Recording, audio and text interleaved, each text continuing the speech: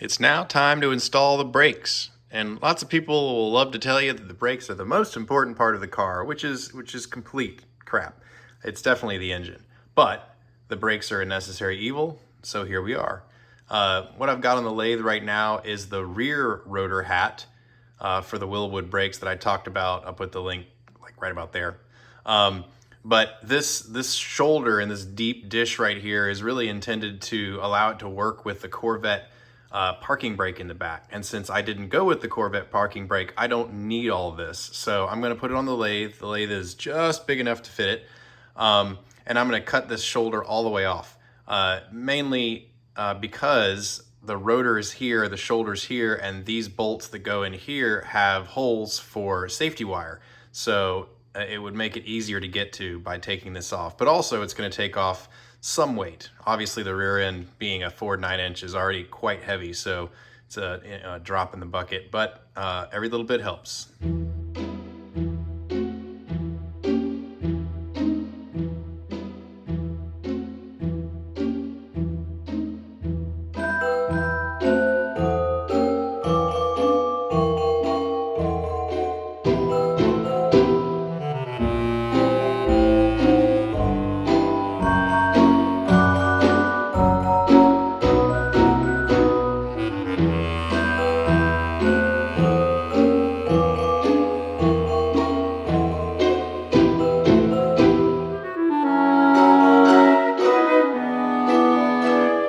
There she is. Here's the ring that I parted off about as far down as I could get it, and then I went and took the rest of it off just by facing it down. I left a little bit of a shoulder there because I didn't want to get into these threads if I missed. That was interesting. It cut a lot more like a cast iron. So see those little shavings right down there? They're very small and granular. That cuts like cast iron. If it was steel, it would cut more like that stuff right there. So it's kind of interesting. I guess since the rotor hats are rigidly bolted to the rotors, they needed to make the rotor hats out of similar material as the rotors. So I guess that makes sense. I just wasn't expecting it when I was starting to machine it. And now let's see what 30 minutes of work has gotten me in terms of weight.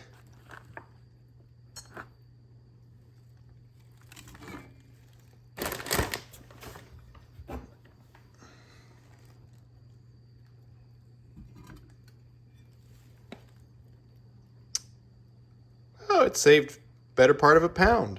So almost 2 pounds. There you go. I can have extra sandwich for lunch. Okay, let's assemble some rotors. I'll just talk you through. I had to do the first one to make sure I knew what I was doing before I told y'all what to do. These are the backs. The kit, as I mentioned, had the Corvette kind of C5 back pieces, which has these steel set up, and it's got the 2-piece rotors, but they're not free floating, they're bolted. So on the fronts, I actually have a full free floating setup, so I'll compare the two, but just to walk through what you need to do on these, you set the rotor down on the hub, or on the centerpiece, the hat, as it were, and then you use these bolts that are provided by Wilwood. Wilwood will tell you to tighten these to 140 inch-pounds on the instructions, but the video says 155, so who knows. The other thing they want you to do is use Loctite, but not just any Loctite. They want you to use 271, which is the high temp stuff, because it's on a brake system, which makes sense. So use this. These are also drilled for safety wire. Now the instructions say that you can opt to do that. And I'm gonna opt to do that. Number one, belt and suspenders, but also because there's nothing that looks more professional than safety wire, as you can see. So what I've done here is I went ahead and assembled the rotor. I put the red Loctite on there, tightened it all down, 140 inch-pounds in a cross pattern, and then I came back and I did safety wire. This is the correct way to do safety wire. I am not a safety wire neophyte. I've done quite a bit on airplanes, so I do kind of know what I'm talking about here, but the idea with safety wire is that you either take 2 bolts together or you take a bolt to something stationary, and the point is that you want the safety wire to be in tension if the bolt tries to loosen. So you can see how it almost makes an S. So if this bolt were to try to loosen, this bolt would then be forced to tighten. And so they hold against each other, and you go all the way around and you do the whole thing. So let's talk about the front rotors. All right, now we're on to the front rotors. So, as you can see, they're very different concepts on how the two-piece rotors are put together. On the rear, as I just showed you, they're rigidly bolted on, they're safety wired, they're not going anywhere. On the fronts, they're a full floating setup, which is why on the rears, the rotors are cast iron, the hub or the hats were cast iron. This is aluminum, this is a lot lighter. Also, the whole idea behind the full floating brakes is that they can move around and expand as they need to. So it was just the kit setup that I got put together, why I ended up with the full floating two-piece in the front and the rigidly bolted two-piece in the back. But it does offer an opportunity to look at the differences. So these are actually pretty simple. There are these little clips here, which I'll pour out right there. And you can kind of see them if it focuses for you. They're little pieces of bent metal, and essentially what they do is they go peak down. There's a little peak on this. That goes down, and then it just slips into each one of these setups. So essentially this keeps the rotors kind of loosely centered and spaced correctly. The only thing that the hub is transmitting is torque, effectively. So maybe I'll cut scene while I'm doing this, but essentially I'm just putting these clips and then pushing them down. It just takes just a little bit of pressure to get them down in there. It doesn't matter which way you spin them, as long as the little peaks are pointing down. If you flip them the wrong way, you'll figure out that they're wrong pretty quickly because the brake rotor won't sit low enough to allow the snap ring to get into place. So you can see how quickly that takes. All right, so the next thing you do is basically take this rotor, which has these keys like that, and you set it on top of the hat and you kind of just wiggle it and it slips right in. Boom, just like that. The only thing you got to do now is use this giant snap ring, and there's a little slot on the inside of each one of these lugs, and the snap ring is going to sit inside that slot. Now the fit is a little snug, and the little clips that I showed you just putting in are kind of resisting pushing it down, so you actually have to work with a little bit. So the way I figured out to do it was to kind of put the snap ring in place and push down, and then the snap ring pops in, and then you can kind of work your way around with your thumbs. And as you push the snap ring in, it will start to fit. And then I just got this hammer so I can evenly distribute that. Now that snap ring will float as you use it. So, but that's pretty much it. So you can imagine that it took a lot longer to put all those bolts in, torque them down, do the safety wire than it does to do this. In fact, I might do a time lapse of both of them and do a little timing and see how much longer it takes.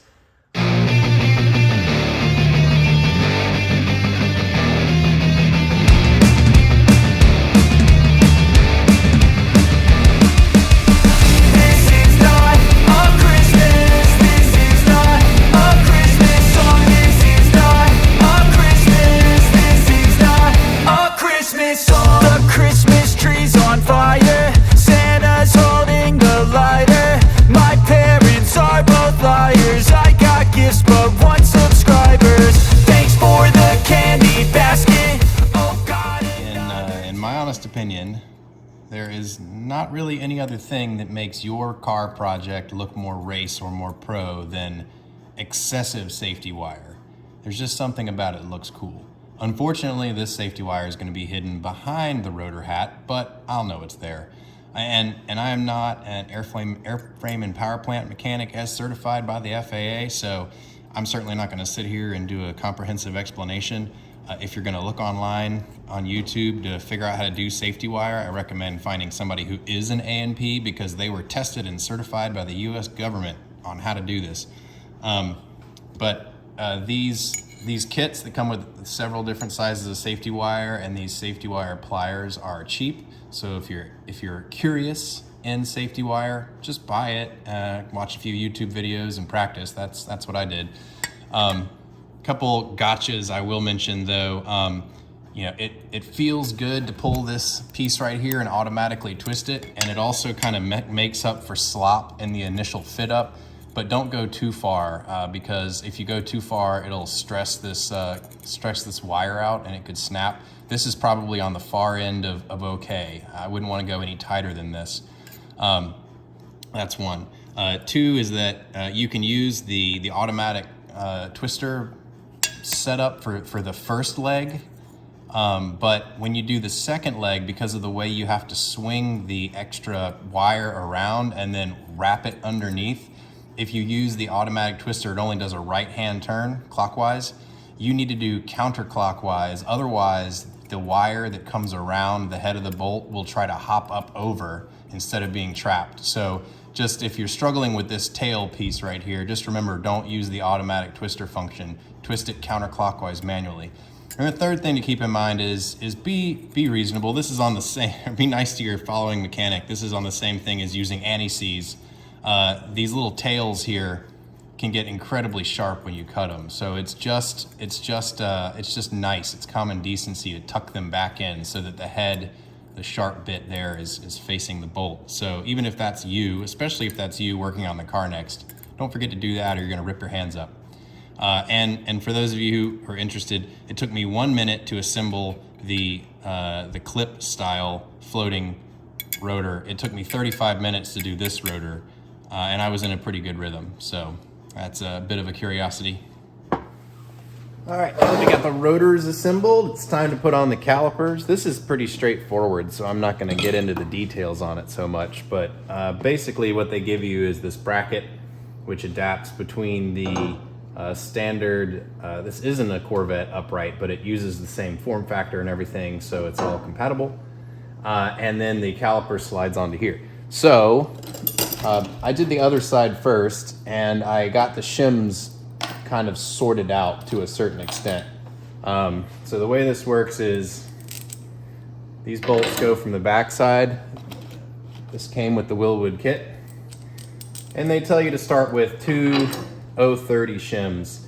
What I found on the other side, and we'll see if it's consistent, is that it required 3 030 shims to get the rotor centered in the caliper. So we'll just start there. And then this kind of goes like this. So it kind of reflexes back over the upright. So we'll just tighten those down real quick. And obviously this, Wilwood tells you on these particular bolts to use that 271 red Loctite again, and then torque them down to 65 foot-pounds. And I'll come back and do that after I get it all checked out and everything. But there's that. Then we can go ahead and put the rotor on, because we want to make sure that the caliper is centered on the rotor.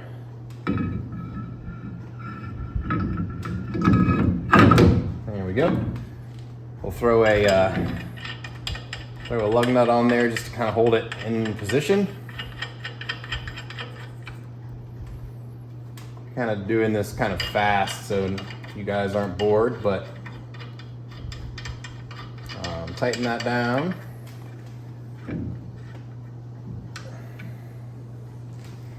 Then we take our caliper. I'll show you while I'm here, because you won't be able to see it when I get it on the car for real, but I don't know why Wilwood does this. I think I mentioned it in the brake unboxing video, is that their fluid inlines are NPT ports. 1/8 27 NPT. Literally nobody else uses this. So I'm guessing this is just because Wilwood started making brakes for drag racers way back in the day, and this is what they have on their cars, and they never wanted to grow a pair and change it to a more normal standard, but you have to use an NPT fitting. And I use aviation gasket sealant, which I've mentioned before. It's this Forma gasket. It's really sticky and yucky stuff, but it does seem to seal really well. So that's what I'm going to use. I won't actually put Tobin from Core 3, when he sold me the kit, provided me elbows to adapt from this to a normal brake line, a kind of a normal screw-on sort of AN style fitting. So the trick there is the angle of that.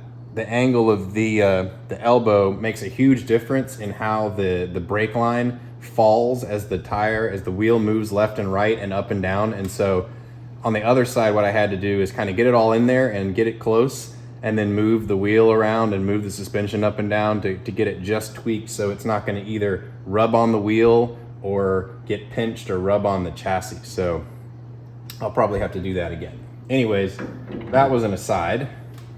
So on this, they want you to use these bolts right here, these nuts, I should say. Got that. And they give you shims. And in this case, they told you to use 2 030 shims, but they didn't provide 030 shims. They provided 015, and they didn't provide enough to stack up to make 060. So I ended up just using all 3 on one and 3 on the other, making a total of 045. And on the other side, it ended up being the right amount of spacing. The outside edge of the pad came right to the up to where it should have. Now all I'm going to do before I even bolt anything on is going to take my measuring calipers, as opposed to my brake calipers. I'm going to kind of hold everything on there tight, and I'm going to come in and I'm going to measure the distance between the face of the rotor, which is snug against that, and the inside edge of the brake caliper. And I've got 830 and some change. I'm going to come to the other side and do the same thing. And here I've got 860. So that tells me that I'm too out over here, that I need to reduce the amount of spacers in that stack up to shift this in just a bit by about a total of 30 thousandths. That said, they did not provide me shims in the 015, which would have been perfect for this in that size of bolt. So you know what? I think I'm just gonna have to call it fine, and the brakes are gonna have to figure out how to deal with 30 thousandths of asymmetric there. I think it'll be okay. All right, it's time to set the kind of in and out of the caliper, the depth of the caliper onto the rotor. The goal is to get the outer edge of the pad material to line up with the outer edge of the rotor.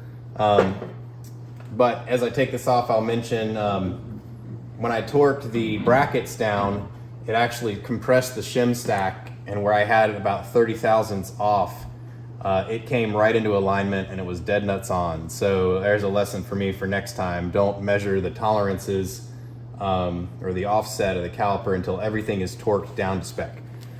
So what we're gonna do now is obviously take the caliper off. On these, you can't just backload the pads. You have to actually take it off the rotor because they put this stiffening bridge on the actual caliper, which prevents the caliper faces from spreading apart when you apply pressure, but it also prevents you from being able to just slide the pads in the back. But anyways, pretty easy to get these pins out. You just reach down in there and they have little curly Q clips. You can grab them with the needle nose pliers and just kind of fish them out of there. Once you do that, these pins just slide right out. Now these pads are thicker than the standard Wilwood pad because these are the racing spec calipers, which means, among other things, that they're wider to allow more pad material. So if you're going to do any kind of endurance racing, you would be able to not have to change your brake pads as often. Kind of nice. Once you got that on there, basically you just slide the pins back in where they came from. Get everything to line up. Now I'm going to put some silicone lubricant on these pins, even though Wilwood doesn't say you have to. And I'm going to bolt everything back together eventually. But for right now, all I'm really trying to do is make sure that the shim stack on the caliper is good enough so that the outer edge of the rotor lines up with the outer edge of the pad material, and it does. Perfect. So I think that's a total of 045 on the shim pack. And here's what I mean by the NPT fitting with the elbow. Here's the NPT port right there. Here's the elbow. There's the AN fitting.